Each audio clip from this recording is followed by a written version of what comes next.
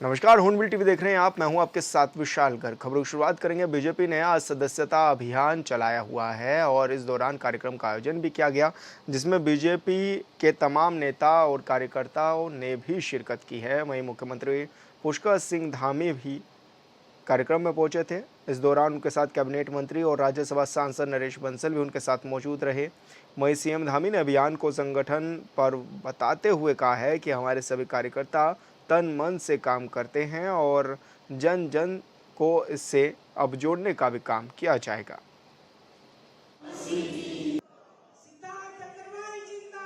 उत्तराखंड का हर एक उत्तराखंड वासी किसी न किसी क्षेत्र में देश को अपना प्रतिनिधित्व दे रहा है।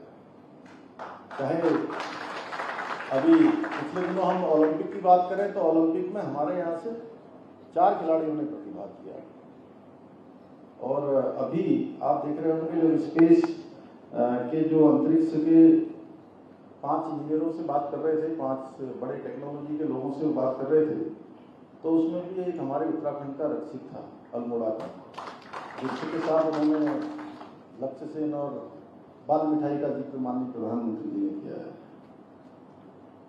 और कृषि पर किसानों से जिस प्रकार से उन्होंने बात की है, किसानों को उत्प्रेरित करने का काम किया है, उनका प्रोत्साहन किया है, यह हमारे सभी किसान भाइयों के लिए मैं समझता हूं कि एक बहुत उनके जीवन में एक ऊर्जा बढ़ाने का काम, उनके काम को और सकारात्मक दिशा देने का काम माननीय प्रधानमंत्री जी ने किया है। साथ ही तिरंगा यात्रा जो उनकी प्रेरणा से हर वर्ष निकलती है, इस वर्ष भी निकली है, जहां जम्मू और कश्मीर के अंदर 700 मीटर से भी बड़ा झंडा और अरुणाचल में 600 मीटर से भी अधिक का बड़ा झंडा और जगह जगह पर तिरंगा कार्यक्रम, जिसने हम सब के मन में, मस्तिष्क में राष्ट्रवाद की भावना को पूरी तरह से प्रेरित करने का काम किया है। इसके साथ साथ उन्होंने जिस प्रकार से वो कौन से बंदर थे, मौकी वो दिखा रहे थे ना, आसाम का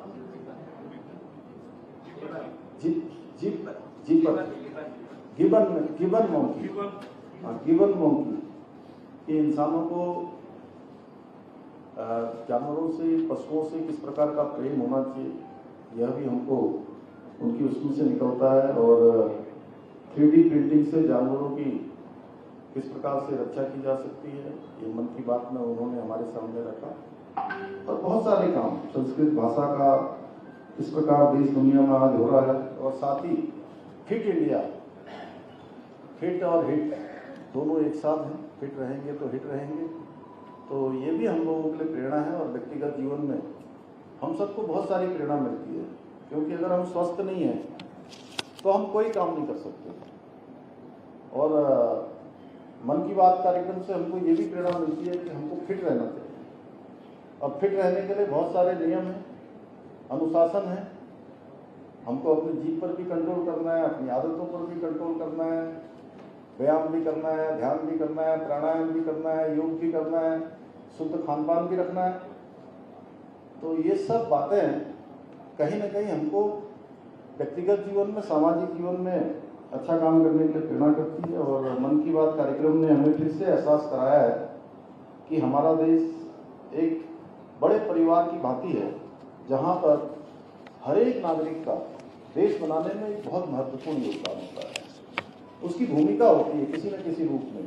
भाइयों बहनों, आज आदरणीय प्रधानमंत्री जी के नेतृत्व में हमारा भारत फिर से विश्व गुरु बनने की ओर अग्रसर है। प्रधानमंत्री जी आज पूरे विश्व के एकमात्र ऐसे नेता हैं जो जहां दो देशों के बीच में भी एक समान भाव रखते हुए दोनों देशों से संवाद स्थापित कर सकते हैं। ऐसा पहले संभव नहीं होता था कि व्यक्ति रूस में भी जा रहा है, पर हमारे देश के प्रधानमंत्री रूस भी गए थे पिछले दिनों, और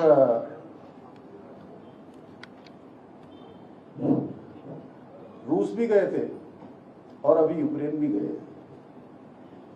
और आज प्रधानमंत्री जी कुछ भी बात करते हैं तो आज पूरी दुनिया सुनती है, क्योंकि पूरी दुनिया जानती है कि भारत किस दिशा में सोच रहा है, प्रधानमंत्री जी की सोच कैसी है। उन्होंने बिना किसी पक्षपात के आज दोनों देशों के साथ महत्वपूर्ण समझौते भी किए हैं। इस प्रकार के सशक्त निर्णय और विश्व को एक मंच पर लाने का काम अगर कोई कर सकता है तो केवल और केवल हमारे प्रधानमंत्री नरेंद्र मोदी जी कर सकते हैं। भाइयों बहनों, पिछले 10 वर्षों में जिस प्रकार से देश के अंदर हर क्षेत्र में आज भारत ने उल्लेखनीय प्रगति की है। आज कोई क्षेत्र हो, भारत का व्यक्ति उसके अंदर एक विश्वास जागृत हुआ है, चाहे वो खेल का मैदान हो या युद्ध का मैदान हो, टेक्नोलॉजी का मैदान हो, डिजिटल इंडिया का हो, कोई क्षेत्र हो, हर क्षेत्र में हर भारतवासी का एक विश्वास है कि वो हर क्षेत्र में नेतृत्व दे सकता है, हर क्षेत्र में आगे रह सकता है।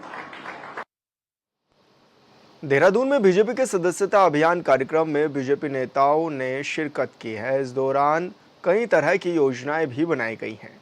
इन्हीं तमाम विषयों को लेकर हॉर्नबिल टीवी ने राज्यसभा सांसद नरेश बंसल से खास बातचीत की है। राज्यसभा सांसद नरेश बंसल जी हमारे साथ हैं। सर, जिस तरह से प्रधानमंत्री नरेंद्र मोदी अक्सर मन की बात कार्यक्रम को संबोधित करते हैं, युवाओं की बात करते हैं, बेरोजगार जो युवा उनको रोजगार देंगे, महिलाओं की बात करते हैं, सशक्त बनाने की बात करते हैं, किस रूप में आप देखते हैं उनके?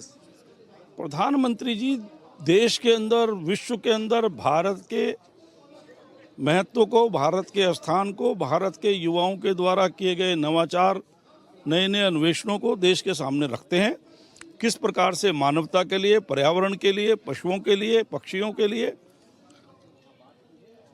प्रकृति में संतुलन के लिए जो काम हो रहे हैं, देश भर से जो महीने भर में फीडबैक आता है, वो महीने के अंतिम रविवार को प्रधानमंत्री जी सबके मन की बात देश से साझा करते हैं। अक्सर देखा जाता है कि उत्तराखंड उनकी भावनाओं में रहता है, उत्तराखंड का तमाम वो जगहों पर जिक्र भी करते हैं। किस रूप में देखते हैं कि विशेष लगाव है उत्तराखंड से? नहीं, उत्तराखंड से उनका पहले से ही विशेष लगाव है और देख रहे हैं कि उत्तराखंड के लिए उन्होंने बहुत कुछ दिया है।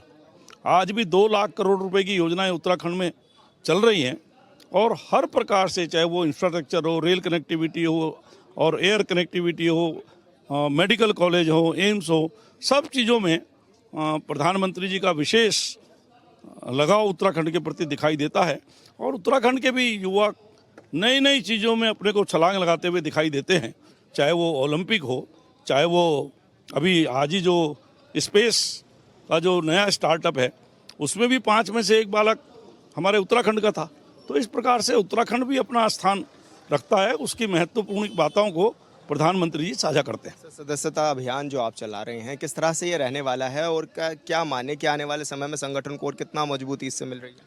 भारतीय जनता पार्टी कार्यकर्ता आधारित संगठन है और कार्यकर्ता बनाने के लिए सदस्यता अभियान ये उसकी प्रारंभिक सीढ़ी है। हम सदस्य बनाते हैं और सदस्य बनाते हुए उनसे निरंतर हमारा संपर्क रहता है, हमारे कार्यक्रमों में भाग लेते हैं। जो आज सदस्य बनते हैं, कल वो हमारे कार्यकर्ता बनते हैं, सक्रिय सदस्य बनते हैं और पार्टी का नेतृत्व करते हैं। सर, उत्तराखंड में निकाय चुनाव लगातार पीछे हटते हुए भी नजर आ रहे हैं और प्रवर समिति को भी ये भेज दिया गया है कि निकाय चुनाव कब होंगे, अभी इसका असमंजस वाली स्थिति है। अभी नहीं, असमंजस नहीं है। प्रवर समिति को तो कोई अगर चीज़ भेजी जाती है तो विपक्ष की मांग पर भाई भेजी जाती है, तो विपक्ष के नेताओं से पूछना चाहिए उन्होंने प्रवर समिति पे भेजने की मांग क्यों की। क्या आप भी मानते हैं निकाय चुनाव, पंचायत चुनाव साथ साथ होने चाहिए? मैं तो यही मानता हूँ जो प्रधानमंत्री जी ने कहा है, 1 नेशन 1 इलेक्शन, जिसमें लोकसभा और विधानसभा एक साथ, और जो त्रिस्तरीय पंचायत के चुनाव हैं 100 दिन के अंदर वो एक साथ होने चाहिए। धन्यवाद सर। हॉर्नबिल टीवी से बातचीत करने के लिए राज्यसभा सांसद नरेश बंसल जी को आप सुन रहे थे, जो कि तमाम विषयों पर हमसे बातचीत कर रहे थे और तमाम पहलुओं पर उन्होंने चर्चा के साथ ही बताया कि प्रधानमंत्री नरेंद्र मोदी का किस तरह से विशेष फोकस जो है वो उत्तराखंड पर रहता है। हॉर्नबिल टीवी के लिए देहरादून से विशाल गर्ग। देहरादून में बीजेपी नेताओं ने पीएम मोदी के मन की बात कार्यक्रम को सुना। साथ ही इस मौके पर बीजेपी के सदस्यता अभियान कार्यक्रम में भी शिरकत की है। इस दौरान इसको लेकर हॉर्नबिल टीवी ने कैबिनेट मंत्री गणेश जोशी से खास बातचीत की है। कैबिनेट मंत्री गणेश जोशी जी हमारे साथ मौजूद हैं। सर, प्रधानमंत्री जी ने मन की बात कार्यक्रम को संबोधित किया। देखिए, आज प्रधानमंत्री जी के मन की बात में जहाँ स्टार्टअप के बारे में, तिरंगा यात्रा के बारे में विश्व में जानकारी दी, मेरा सभी से अनुरोध है कि मन की बात में ऐसी चीज़ों की जानकारी हमें मिलती है जिनका हमें ज्ञान नहीं होता। और इसलिए थोड़ा सा समय निकालकर मन की बात हमेशा सुननी चाहिए। जैसे आज देखा तिरंगा की बात करी, और आज तिरंगा अभियान से जहां देश के अंदर एकजुटता आई है, क्योंकि तिरंगा हमको एक सूत्र में बांधने का काम करता है, वहीं उसके माध्यम से आज हमारी स्वयं सहायता समूह की बहनें भी मजबूत हो रही हैं। स्टार्टअप के माध्यम से कई लोगों को रोजगार मिल रहा है। इसलिए मन की बात हमें अवश्य सुननी चाहिए, और इस अवसर पर मैं इस आयोजन के लिए महानगर अध्यक्ष जी को शुभकामनाएं देता हूं, बधाई देता हूं। सदस्यता अभियान भी चलाया जा रहा है भाजपा। और इस अवसर पर भारतीय जनता पार्टी का सदस्यता अभियान की शुरुआत 1 तारीख को प्रधानमंत्री जी सबसे पहले सदस्य बनेंगे, और इस बार यह तय हुआ है कि जो पुराने सदस्य हैं वो भी नए सदस्य बनेंगे। और आज भारतीय जनता पार्टी विश्व की नंबर 1 पार्टी बन चुकी है, और मुझे पूरा भरोसा है कि इस अभियान से हम अधिक से अधिक लोग जुड़ेंगे और भारतीय जनता पार्टी फिर उस स्थान से आगे पहुंचेगी। इस सदस्यता अभियान के लिए मैं महानगर अध्यक्ष जी को शुभकामनाएं देता हूं, बधाई देता हूं। एक सवाल यह है कि निकाय चुनाव होने थे प्रदेश में, लेकिन निकाय चुनाव होने थे सर प्रदेश में, लेकिन अभी प्रवर समिति को भेज दिया गया है। देखिए, विधानसभा के अंदर कुछ माननीय सदस्यों ने इस विषय को उठाया था, उसको प्रवर समिति को सौंपा गया है। जैसे प्रवर समिति की रिपोर्ट आएगी उस पर फैसला होगा और निकाय के चुनाव होंगे। सर, हॉर्नबिल टीवी से बातचीत करने के लिए गणेश जोशी जी हमारे साथ थे, कैबिनेट मंत्री हैं, और ऐसे में उन्होंने अपनी बातें रखी हैं। उन्होंने बताया कि प्रधानमंत्री नरेंद्र मोदी ने मन की बात कार्यक्रम भी किया है, और साथ ही यहाँ पर जो बीजेपी का सदस्यता अभियान चलाया जा रहा है उसमें भी कार्यक्रम में सीएम पुष्कर सिंह धामी ने और कैबिनेट मंत्री गणेश जोशी में तमाम जो अधिकारी थे उन्होंने शिरकत की, बातचीत की है, और किस तरह से अब इसको आगे बढ़ाना है उस पर चर्चा भी की है। हॉर्नबिल टीवी के लिए देहरादून से विशाल गर्ग। अल्मोड़ा में सालम के अमर शहीदों को श्रद्धांजलि देने के लिए मुख्यमंत्री पुष्कर सिंह धामी आज अल्मोड़ा में पहुंचे हुए हैं। इस दौरान सीएम धामी ने इस कार्यक्रम में प्रतिभाग किया है, साथ ही शहीदों की प्रतिमा पर पुष्पांजलि भी उन्होंने अर्पित की है। इस मौके पर सीएम ने शहीदों के परिजनों का भी सम्मान किया है।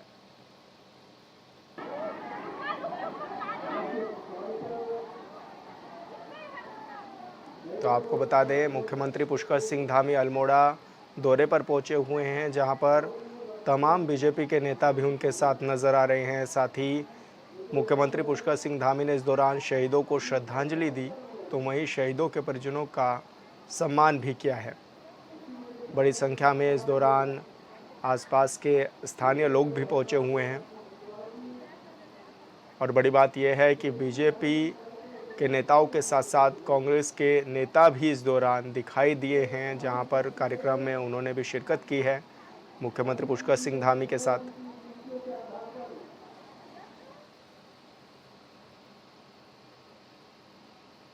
उत्तराखंड में पिछले साल दिसंबर में ही नगर निकायों का कार्यकाल खत्म हो गया था, जिसके बाद से अब तक चुनाव नहीं हो पाए हैं।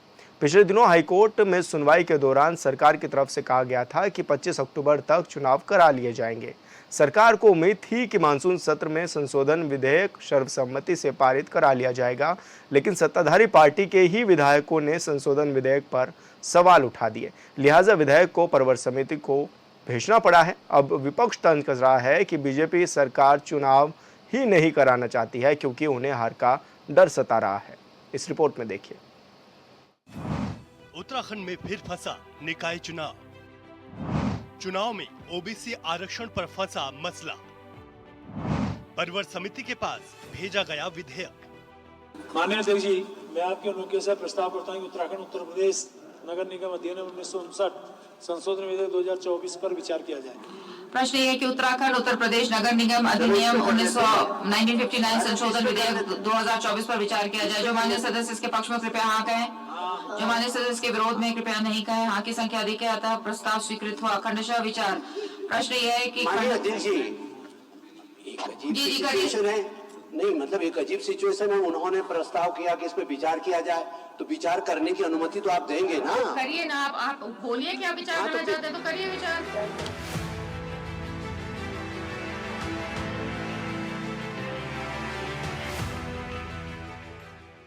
उत्तराखंड में शायद इस बार सरकार ने जो डेडलाइन हाई कोर्ट में दी थी, उसी वक्त में नगर निकाय चुनाव संभव था, लेकिन विधानसभा के मॉनसून सत्र में देहरादून के विकास नगर से बीजेपी के ही विधायक मुन्ना सिंह चौहान ने जो बातें सदन में कही, उसने सरकार को सोचने पर मजबूर होना पड़ा कि बातों में दम है।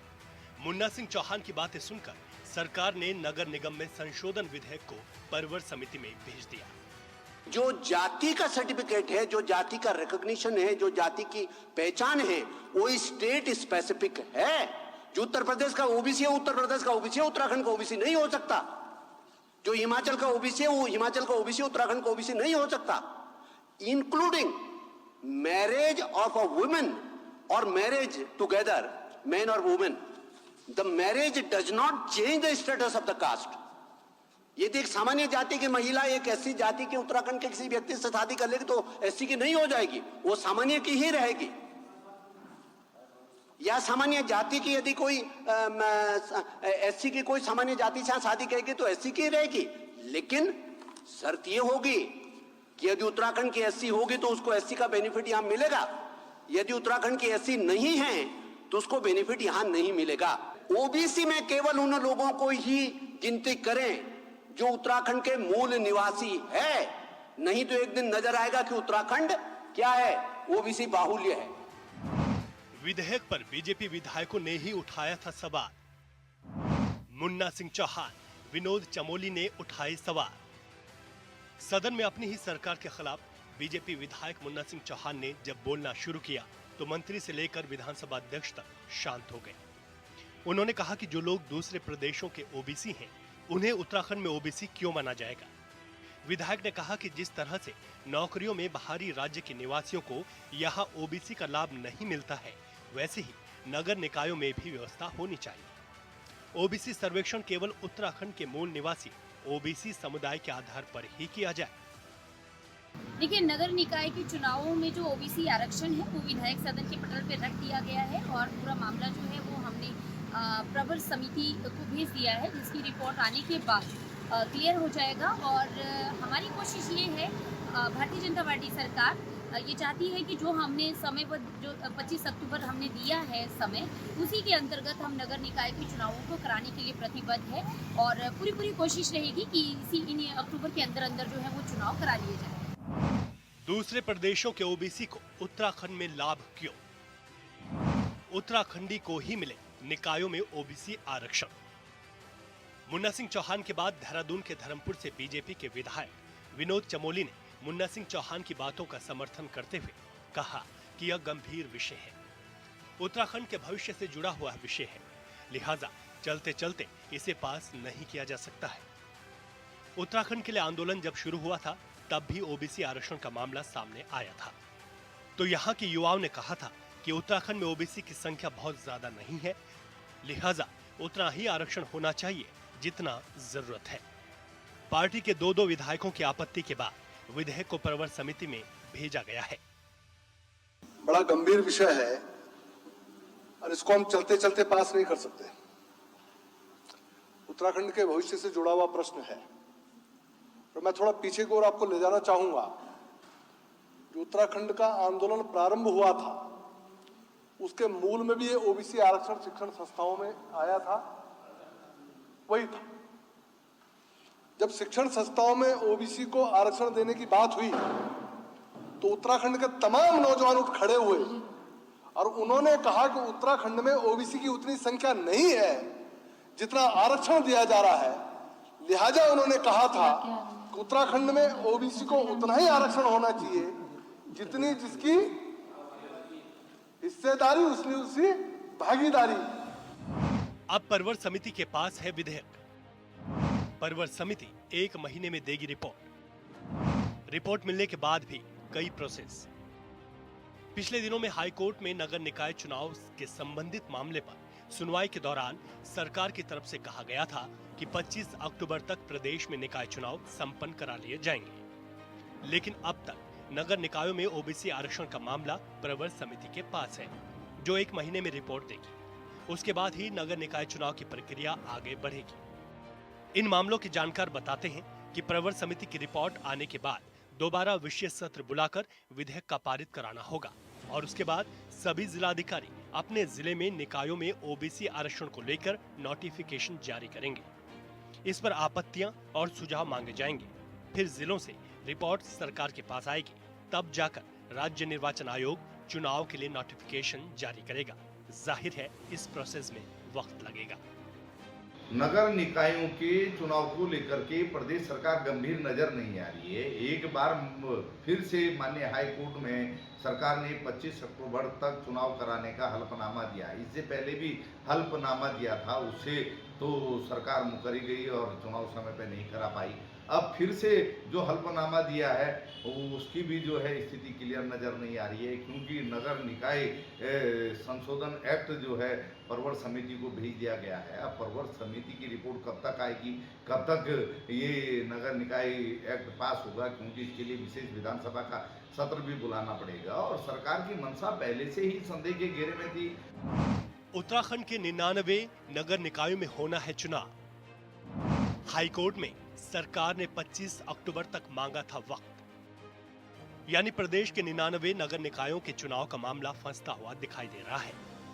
विधानसभा में निकायों से संबंधित विधेयक पारित होने के बजाय प्रवर समिति को चला गई। दरअसल निकायों में एकल सदस्य समर्पित आयोग की संस्तुति के हिसाब से ओबीसी आरक्षण लागू किया जाना है। इसके लिए सरकार सदन में नगर पालिका और नगर निगमों के एक्ट में संशोधन कर एक्ट लेकर आई थी, जो अब प्रवर समिति के पास है।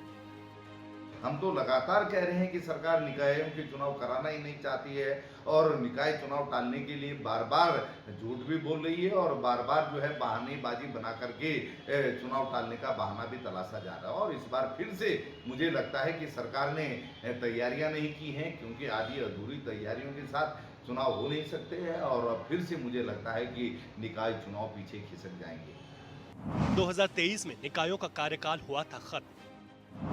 मौजूदा वक्त में निकायों में है प्रशासकों की तैनाती। कई बार प्रशासकों का बढ़ाया गया है कार्यकाल। खतरे में 25 अक्टूबर तक चुनाव कराने की टाइमलाइन। उत्तराखंड में नगर निकायों का कार्यकाल 2023 में ही खत्म हो गया था और तब से लेकर अब तक निकायों में प्रशासक तैनात है। मामला हाईकोर्ट में है और पिछले दिनों सरकार ने हाईकोर्ट को 25 अक्टूबर तक चुनाव करा लेने की बात कही थी, लेकिन 25 अक्टूबर तक की चुनाव टाइमलाइन फिर से खतरे में नजर आ रही है। चुनाव कब होंगे मौजूदा वक्त में यह कहना बड़ा मुश्किल है।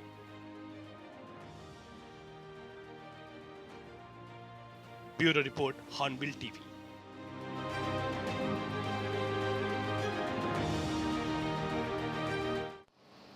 और फिलहाल इस बुलेटिन में इतना ही। आप देखते रहिए हॉर्नबिल टीवी। नमस्कार।